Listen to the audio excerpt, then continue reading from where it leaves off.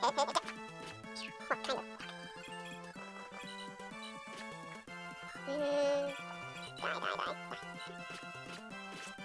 Uh-oh. Oh shit. Okay. Well, it should be okay. He should be able to... Oh boy. Okay, blah. Oh shit. Okay. What? That's fucking bullshit! And so the death count increases to 2, and I have to restart the chapter again. But, look on the bright side, I get to give Lou a new fire tome, because the other one only had 3 uses left.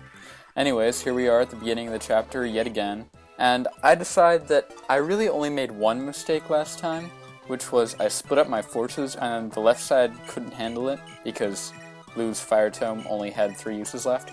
So this time I'm going to keep everyone on the right side of the map, and hopefully, if my forces aren't split up, I won't have to run around trying to save their collective asses with Kent and Sane. But also what that means is that Marcus gets sent over to the left instead of Sue because he has higher move, and I don't need combat units over there anyways.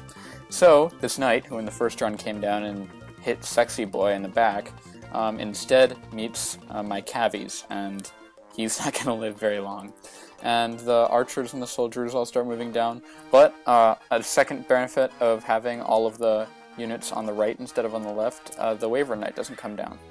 So what you just saw up there while I was babbling on was a conversation between Trek and Zealot, 2 new recruitable units in this chapter. Zealot, who's the paladin there, is this game's Jaegan even more than Marcus was. He's truly pathetic, almost as pathetic as that level up. But Trek and Noah are actually pretty decent. Unfortunately, they're not as decent as my 2 Cavalier buddies, Kyle and Ford, and so I think I'm probably not going to end up using them after a couple chapters where I bring them just because all my other units suck. But this game is not big on giving you good units. It's not like FE7 where you get Oswin and Raven and Canis and all that awesome stuff. So far, Sexy Boy is sexy, Vlad is pretty good, Roy is reasonable, Lou is reasonable, Cavaliers are pretty good, Rutger is a badass when he's not getting killed, and yeah. I mean, there aren't really any standout units, and on a whole, I think the units are of lower quality than the ones in this game's prequel, sequel, whatever they want to call it. At any rate, Trek and Zealot are getting swarmed by dudes whose favorite color is red. It's like a Tea Party convention. Meanwhile, the audio gets suddenly cut out as we watch a recruit conversation between Noah and Roy in super fast mode. Noah is going to be a reasonably useful addition to the team in this chapter, though he's not going to pull as much weight as, say, Sexy Boy, or Lot, or the 2 Cavaliers, or... well, he's not going to pull that much weight at all. I get lucky with a kill and a miss, no damage there. And now all that remains is to save Trek and Zealot from that big swarm of dudes. So now it's my unit's job to finish off the remainder of those Knight and Mage and Archer and Mercenary and all that jazz. And so I decide that the best way to do it is to use Abel and then Lou to finish off that mark.